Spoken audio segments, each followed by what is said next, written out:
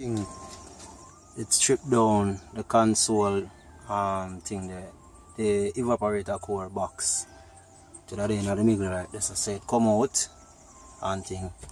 I will change them sealers too. So I took off them there and deal with that. Then I go see if I can take out the condenser to change the dryer in here. So the dryer is like a bag dryer, you know, and not the regular screw on dryer. So if I take out the condenser to take out this, if that give me too much problem, I might just not bother change it.